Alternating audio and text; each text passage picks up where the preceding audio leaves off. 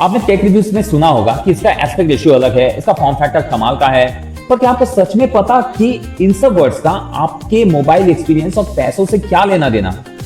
या फिर ये टेक रिव्यूअर्स बस इन भारी भारी शब्दों का इस्तेमाल करके हमें कंफ्यूज कर रहे हैं? तो अगले 5 मिनट में हम इन सब 5 टेक टर्म्स को बड़े सिंपल भाषा में जानेंगे और इनका भूत भी उतारेंगे। और हाँ, नंबर 4 आपको एक नया फोन लेते वक्त आपके बहुत सारे हजार रुपए बर्बाद होने से भी बचाएगा, तो वीडियो के एंड तक जरूर बने रहना। तो सबसे पहला फॉर्म फैक्टर। फॉर्म फैक्टर ये सुनने में बहुत ही ज्यादा फ्यूचरिस्टिक लगता है, पर इसका मतलब बहुत ही सिंपल है। फॉर्म फैक्टर का मतलब है शेप, साइज और डिजाइन।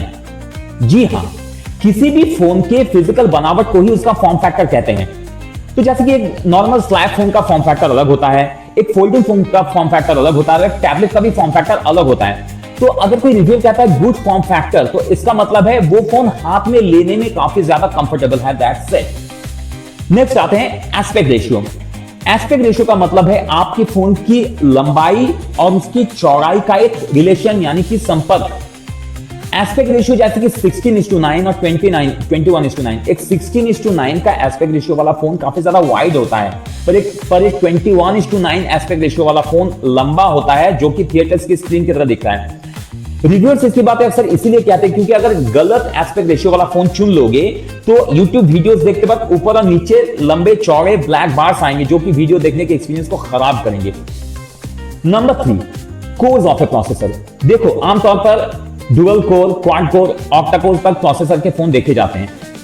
अगर आपके फोन में ऑक्टा कोर्स यानी कि 8 कोर्स लगे हैं, तो इसका मतलब है आपके फोन के इंजन के अंदर 8 मजदूर बैठे हैं। जी हाँ, कोर्स का मतलब है इंजन के अंदर बैठे हुए मजदूर। जब आप लूडो खेलते हैं तो सिर्फ एक मजदूर काम करता है, पर जब आप BGMI खेलते हो या फिर वीडियो एडिटिंग करते हो तो सारे के सारे 8 मजदूर एक साथ मिलकर जोर लगाते हैं ताकि फोन लैग ना करे। समझ में आ गया?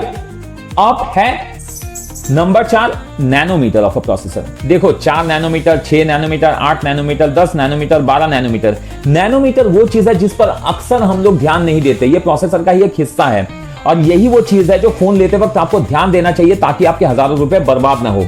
यहां पर एक सिंपल सा लॉजिक है। छोटा नैनोमीटर मतलब बड़ा काम। नैनोमीटर क्या चीज है? नैनोमीटर आपके फोन के प्रोसेसर के अंदर जो स्विचेस हैं यानी कि ट्रांजिस्टर्स हैं, उनके बीच का गैप है। जितना छोटा नैनोमीटर उतना कम गैप, तो जो इंफॉर्मेशन होंगे वो उतनी ज्यादा फास्टर ट्रैवल करेंगे। इससे आपका फोन गर्म कम होगा, बैटरी कम खाएगा और लैग भी कम होगा। तो इसीलिए फोन लेते वक्त, नया फोन लेते वक्त हमेशा कम नैनोमीटर वाला प्रोसेसर ही चुनो। अगर ज्यादा नैनोमीटर वाला प्रोसेसर चुनोगे तो वो फोन ज्यादा स्लो होगा। सिंपल है। अब 5वीं और सबसे कॉमन और सबसे जरूरी थिंग, कैमरा डिटेल्स। देखो, कैमरा डिटेल्स में 2 चीजें आती हैं, एक मेगापिक्सल, एक एपर्चर। मेगापिक्सल से हम लोग बहुत अच्छे तरीके से वाकिफ हैं।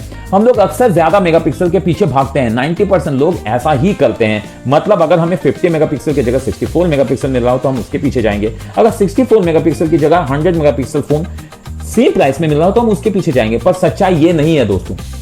देखो, मेगापिक्सल कैमरा की इमेज के साइज को बढ़ाता है, ठीक है, क्वालिटी को नहीं। तो आप मेगापिक्सल के पीछे जाइए, पर एक हद तक। अगर आपको बेटर पिक्चर क्वालिटी चाहिए तो आपको जानना होगा उसका एपर्चर। एपर्चर क्या होता है? आमतौर पर f/1.8, f/2.2 ऐसा लिखा होता है।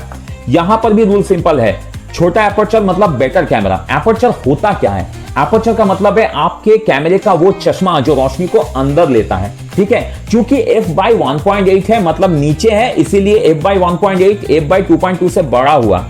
तो जब आप f/1.8 के कैमरे से फोटो रात के वक्त खींचते हो, वो एक f/2.2 या फिर f/2.4 से बेटर पिक्चर क्लिक करता है।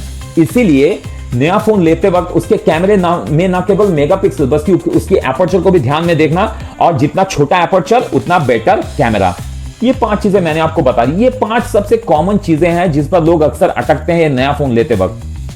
तो अगली बार अगर कोई रिव्यूअर बोले form factor, 4 nanometre processor, aspect ratio, तो अब आपको पता है कि वो क्या कह रहा है, राइट? तो अगर आपको लगता है कि इस 5 मिनट ने आपके टेक नॉलेज को थोड़ा सा भी बढ़ाया है तो इस वीडियो को लाइक करना और चैनल को सब्सक्राइब करके जरूर जाना, और कमेंट्स में ये बताओ कि अगली वीडियो आप किस टॉपिक पर चाहते हो।